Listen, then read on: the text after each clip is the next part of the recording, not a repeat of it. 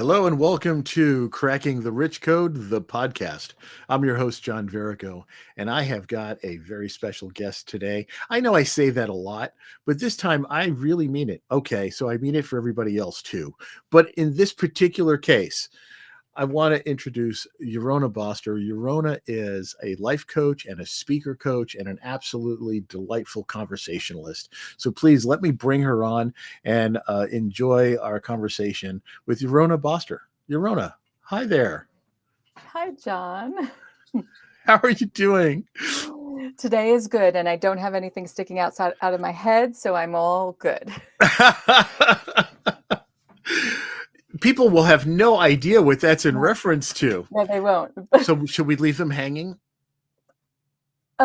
Well, let's do this. Unlike the picture that was hanging on the wall before, we're not going to leave them hanging. There was a picture before, and John said, maybe take that away because he doesn't like things sticking out of people's heads.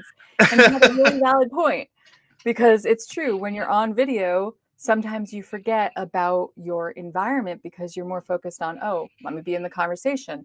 But there's a lot of things that can happen in the conversation in your environment that can distract you from having a great conversation. Absolutely. And you had this, wonderful, diploma or certificate or whatever hanging on the wall behind you. But the way the frame worked, it was sticking up at the top of your head as if you were wearing some funny little hat. And said, let's just take that away because people would be sitting there wondering, or even trying to zoom in and figure out what the language is and what it was for. Yeah. And that's one of the reasons why I use a virtual Background. backdrop Yeah. and a green screen because I have a very cluttered background. Ah. And so, there's all kinds of stuff sticking out of my background, including my Navy sword. I have an enlisted saber Your up on sword. the wall Ooh. that was gifted when I retired from the Navy. And it's right up there. And if I sit in the wrong position, it looks like, the old Steve Martin, with the arrow through the head. It looks like I've got the sword going through my head. So green screen, virtual background, and hello there. Let's do this. Hello there. Yeah, let's do this. Lovely day we're having. Absolutely. Absolutely. So for the listeners and viewers of this podcast, Yarona is got her chapter in Cracking the Rich Code, volume number 12. And she takes a very, very interesting approach. And I wanted to have her explain to you what she wrote about. But it's the chapter is called The Investment That Every Parent Should Make. Yes, the investment every parent needs. Oh, needs. I'm sorry. Every parent needs. There it is. I just put it on the screen. So let's talk about what were you trying to address here and what made you decide to write about this topic? So this is going to be a heavy topic, but I like to come at it with a lot of comfort and ease. This is all about having the hardest conversation you'll ever have between a parent and their child, which is about when we die, not if. There is no if about the finite nature of life. Life is finite. We don't know the when, we don't know the how, we just know it ends at some point. And something that I've personally experienced, I've experienced an excess of loss in my life, an excess of loss. If I was to tell you all the losses, you would just your jaw would just start dropping and you would be like, oh my God, how did you deal with all of that? Well, I'm going to tell you, here's how I dealt with it. I realized that I could choose how I wanted to look at the experiences I was having, what perspective I wanted to take. And it didn't negate the pain of those experiences. But what it did do is help me learn from them and move forward with the losses that I had. And while I was doing all of this, while I was going through all the losses in my life, I was also working in the field of early childhood, human development, and really coming at this from a place of how I started to see that parents were doing the ultimate disservice to their children. When we're coddling our kids, when we're trying to give them everything they want and everything they could possibly need, what we're actually doing is shielding them from what I call foundational losses. Now, foundational losses throughout your life are things like when you're a little child, you break your favorite toy or you lose your favorite toy. Right. And you have to handle that the very first time. Then they get more complex as you grow. You you don't get the grade you wanted, even though you studied hard. You don't get into the programs you wanted. You don't get into the college you wanted. You lose a friendship. You lose a relationship. You lose a job. You lose a house. All of these things are things we all have to experience and process in order to be ready for the ultimate loss, which is the loss of a loved one. It will all come to us at one point or another. As long as we live a long life, we will inevitably lose somebody in our lives. And usually, in the natural course of things, children will lose their parents. We hope it's not going to be the other way around, but I've had that experience too. And I will say that in this world, when we start realizing that we could actually get a little bit better prepared for that, there's actually a possibility of being more prepared than when we, as the parents, leave this world. Right. We'll know our kids are going to be okay without us. And that okay, this is the thing I ask every parent. If you can imagine yourself at the end of your life on your deathbed, and in your role as a parent, what is the one thing you want to know? And because I've been at many deathbed sides, it's usually that our loved ones will be okay. And that especially our children will know how to function without us. And the Right. funny thing is, it's not usually about like financial success and things like that and stability. It's really about, are they going to be emotionally capable of carrying on? Did I give them enough resilience in their life to help them I know they'll be sad, but will they be able to get over this? And the fact of the matter is, I have seen many adults who cannot get over the loss of their parents. And here's the thing, I don't want to make it sound like get over it. That's not what I'm talking about. We never No, really, because we can't yeah, just we can't. you can't just suck it up. No, You no, no, no, you've no, got no. you've got to face the grief. You have to feel the Exactly. grief, Yeah. acknowledge the grief, and then be able to move. And keep carrying on with your Yeah. life along with the grief. You see, the thing about life and grief, your grief doesn't grow smaller. Your life grows larger around your grief. And I like to think of grief as a rubber band. When you first have that loss, it's very restrictive. It's fresh. It's so painful. It feels like you can barely breathe. But over time, as your life continues to grow around your grief and you keep moving and you keep doing things, every once in a while, well, that elasticity starts to loosen. And then every once in a while, and it could be 20 years later, it snaps back and Mhm. you feel it again. And you're like, oh my God, this hurts. But you know how to process it when you learn how to process it because you understand the inevitability of it. You are able to carry on and keep going and carry that with you, carry that experience with you. And we don't do this nearly enough. In fact, I cannot tell you how many parents, how many people I've met, parents who will say to their kids, like, oh, no, no, no. When a kid brings up the first time your kid brings up death, I've heard parents who are like, no, you won't lose me for a really long time. No, no, no, no, no. I'll be here. Oh yeah, yes. You can't make that promise because nobody promises tomorrow. Nobody has that promise of tomorrow. None of us have that. So when we do that, here's the thing for kids, and especially young kids, and I know this because my son is 7 and he's already had to process grief twice. One of the things that kids do is they take things very literally. So if you make them a promise that you won't be gone for a long time and then something happens to you, that actually causes more trauma than when you say, you know what, honey, I'm not always going to be here in your life, but I promise you I will always live in your heart. There you go. And you know what's crazy? I've been teaching this for so long that my son, when he was 4, we were having a conversation. And here's the thing with little ones.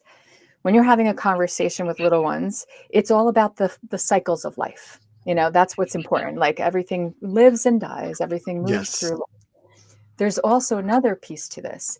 It's getting them ready to get themselves ready for life. And some of those things are self-help adaptive. We call it in early childhood, it's called self-help adaptive skills. And it's like getting themselves dressed, getting their shoes on, getting their jacket on, making sure their book bag's packed, going through all the motions of doing things for themselves is actually a piece of the lost puzzle. because what it's saying is, I'm not always going to be here to do these things I for can't you. always tie your shoes. Yes, exactly. You have to do it for yourself. And it is the way to say that. So my son was arguing with me one day. Like I said, he was about 4. He's like, I don't want to get my shoes on. Can you get them on for me? And I said, Connor, I'm not always going to be here to get your shoes on for you. So you've got to do it yourself. And we ended up moving the conversation a little bit to how he was going to feel when mommy and daddy were no longer around. And he said, oh, I'll be okay. I said, really? That's great. And he said, yeah, because you'll always live here in my heart. Oh, wow. He said that to me. You done good. Yeah. Yeah.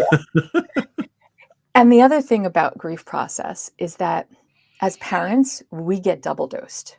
We're not only feeling our pain, we're feeling their pain. So when we lost his grandfather, my father-in-law, I had to experience my pain about that loss, and I was also feeling his pain. Yeah. And parents have this naturally instinctive trait that they feel that they want to protect their kids, and they feel that they want to shield them from that pain and fix the pain. The thing is, you can't fix their pain for them, but you can give them the tools they need to fix it for themselves. You are not, and I'm going to say this, and parents hate it when I say this, but Mhm. it's not your job to protect your children. Well, when they're little, yes, but as they grow, you have to There's a different way of doing right. that. Yeah. You have to keep giving them the tools they need so that they can learn how to protect themselves, so that they can learn how to navigate life's difficulties for themselves without you always there to take care of it for them. So this is the essence of it all. And it's really to understand that the kindest thing as a parent that we can do for our children, and actually for all of our loved ones, is to have everything ready for our death and our demise. Because there are 3 top things that families rip apart over: money, religion or belief systems, Mm-hmm. and death. Yeah. And the thing about death is sometimes it doesn't come right away. So sometimes it's your parent has fallen into a coma, or they've had an extreme stroke and now they're going to need new care and their life's going to look very different. And how do you want to do that? Well, oftentimes the families of that loved one are fighting over how to do that best. So as a parent, as soon as you become a parent, but honestly, really, once you become an adult, you should have an advance directive. You should have a will. You should have your burial plans all written out and everything, so that they can't argue over that. Because I've had families who say to each other, no, they're supposed to be buried in this grave. No, no, I want them buried closer to my house. No, no, no. And it always ends up ripping families apart. Yes. Or pull the plug, don't pull the plug, pull the plug, don't pull the plug. Like, I was just going to say that. I yeah, was just going to say that when it comes down to life support, yeah. yeah, those are the toughest decisions to make. And you're right. Everyone in the family's got a different perspective or different opinion on it. Right. Yeah. So you have to do it yourself. The kindest and most loving act you will ever do for your loved ones is to plan your own demise. And I know it sucks It because it sounds means terrible, right?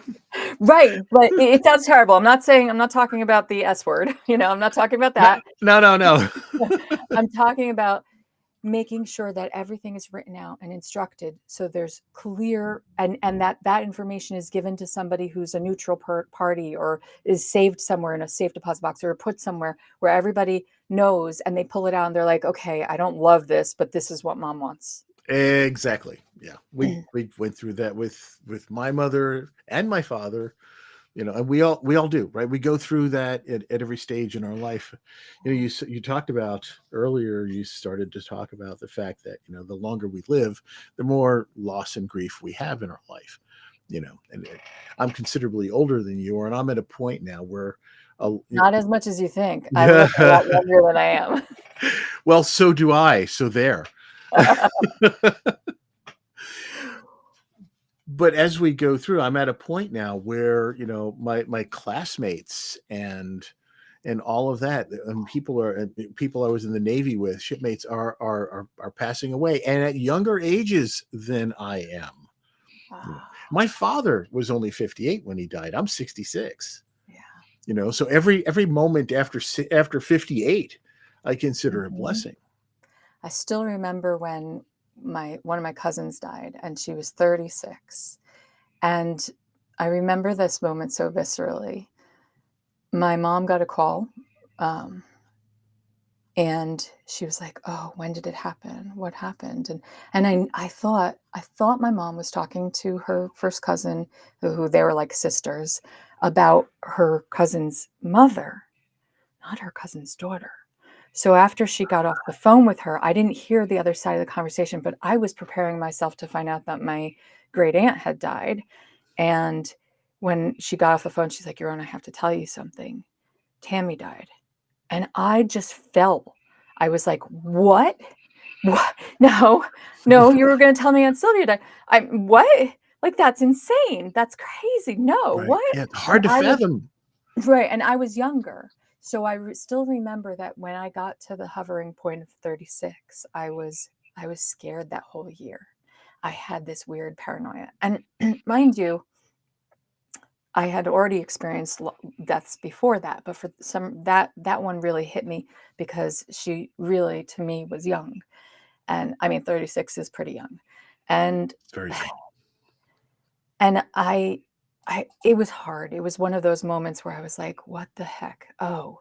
And that was that moment where I realized, okay, and as a Holocaust survivor's daughter, you'd think, I already knew all of that. I knew that life losses come in cruelty, they come in suddenness, they come in long drawn out suffering, they come in all shapes and sizes. But after that, just a collection of the deaths that happened, my niece, and then my father, and then my mother, and then my nephew, and my brother, and my father-in-law, and these were just the highlight ones, and not to mention some of my Wow. friends that had Yes. died, some of my friends that had suddenly died, like I was like, what is this experience? And I took care of both of my parents into their deaths. Um, I had I was cleaning my father's mouth out when he took his final breath. And it's Mhm. hard for people to hear that because a lot of people are like, "I couldn't have done what you did." Because I didn't send them to a facility. We had, I did the home care and we had hospice visiting. And a lot of people have a big fallacy around hospice. They're like, "Oh, they're 24/7 care." No, no, they're not. No, they're not. You or someone You're you you're hire. still the caregiver. Yeah. Yeah, yeah. So Yeah. I was giving It all the takes a meds. special it really takes a special, amount of compassion, to do I mean, we all wind up, unfortunately, being a caregiver at some point. Yes. But, it really takes a special kind of strength, and compassion and a special heart to be able to do what you have done. It wasn't easy, I'm not gonna lie. Mm-mm. No, I'm No, sure it was not not. gonna lie. That I would be joking if I said that. Although, with my mother, there were a lot of laughter moments, a lot. And it was quite the journey with her. It was a short, unfortunate journey. Um, and I honestly, I felt honored to be able to care for my parents, and I made a lot of peace with them and the mistakes they had made as parents. And it really gave me a sense of doing something that goes beyond your own self, you know? And I think in my opinion, when we go beyond ourselves and we really fill a need, we see a need, we fill a need, we go out and help just completely because it's our desire to be of help, not for any other reason to gain from it. Right. Actually, that is when we gain the most insight, the most feeling of self-worth, the most feeling of, hey, wow, yeah, this is hard. This is a bit of a sacrifice at times, but it's well worth the purpose, the reason for it, you know. We are having a powerful conversation with Yarona Boster.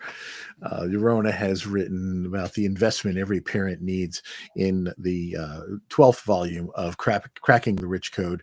You definitely want to check it out. Really important uh, information and guidance and inspiration for anyone who is in a parental role. But I will go further.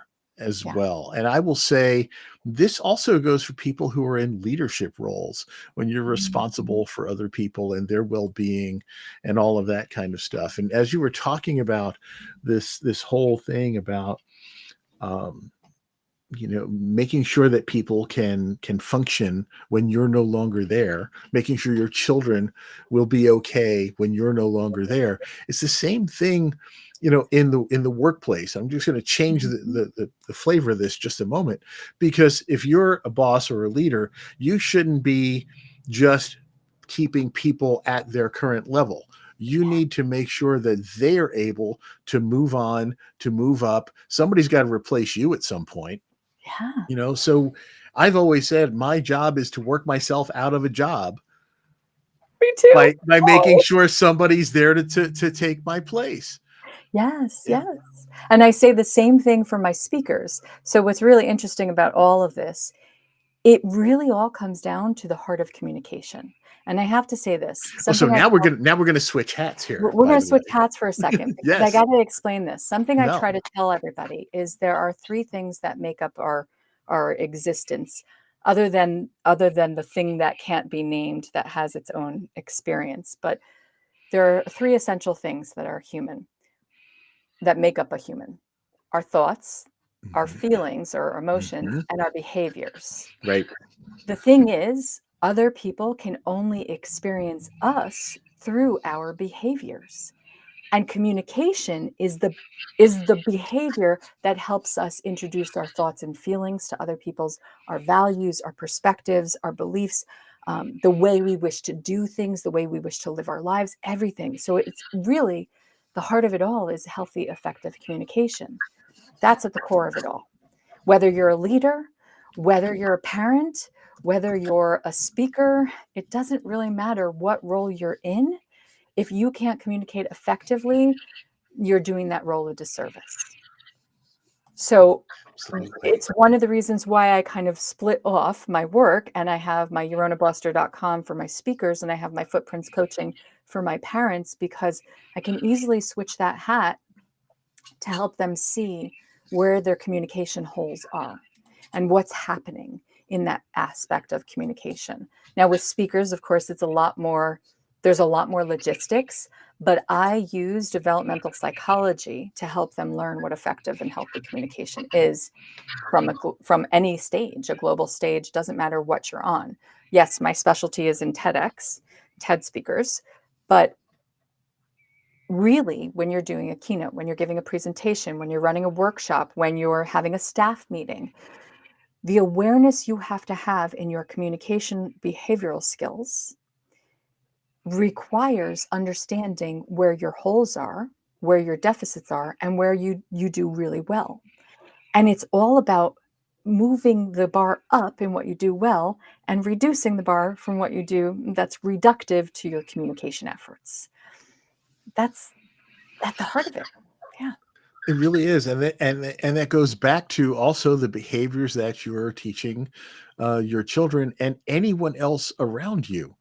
You know, we are kind of a sum of all the behaviors that we've seen and experienced.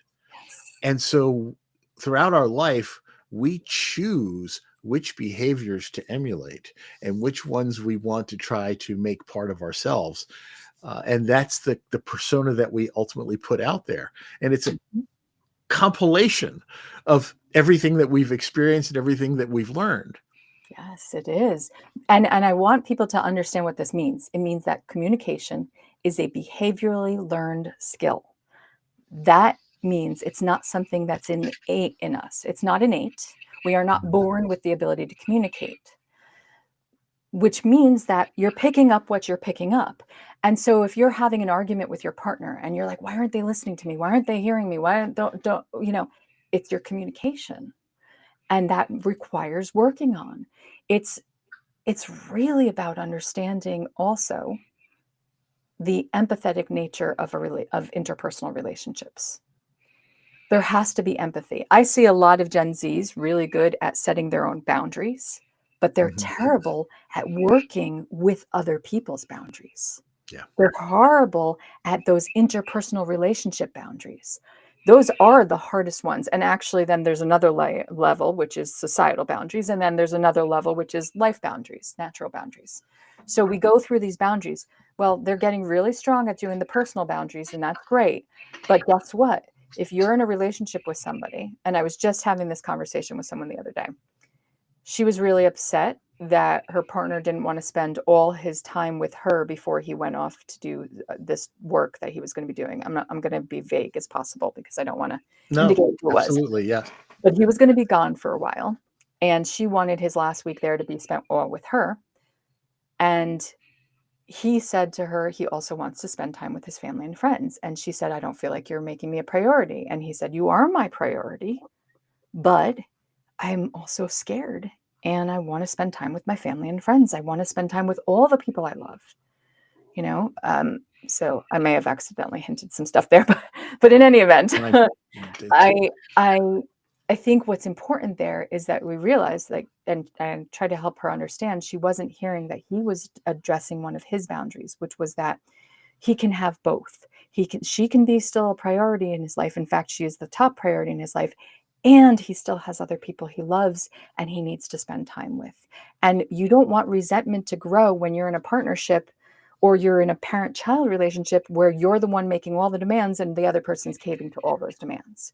That's not a healthy relationship. There's got to be healthy compromise in there. Same thing with leaders and bosses and their subordinates. Absolutely. There has to be healthy learning from one another too. And it's funny in leadership, I often You say, lock in on a specific perspective that yes, you have as the boss, as the leader. You know, right, you have a certain function, but if you don't get feedback from the workforce that are actually out there working with the customers, working with the product, whatever it is, then you don't know what the results are, and you don't know what the impacts are, and you don't know what needs to change or what resources you need to provide. You know, right. we need to have that. We have 2 ears and 1 mouth for a reason. Thank you. Yes. But isn't it interesting how, and David and I, our friend David, who was on one of your other episodes, David and I were Yes, talking about David Goldberg. Yes, David Goldberg. Yeah. who is a speaking coach and a voice coach, and yeah, he's great. And you want to check out his episode as well. Yes, very much so, because we work together now a lot. And one of the things we were talking about is how interesting it is that people have a tendency to listen to wait their turn so that they can just say something. They're listening to respond. They're not actually listening to understand. Right. Yes.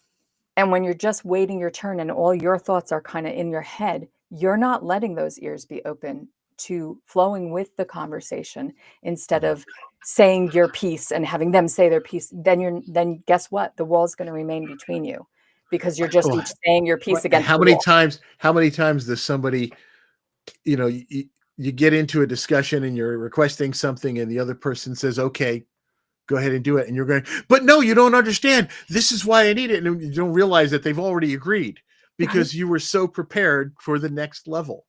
right, I right. know, it's crazy, but In fact, that's how we do this.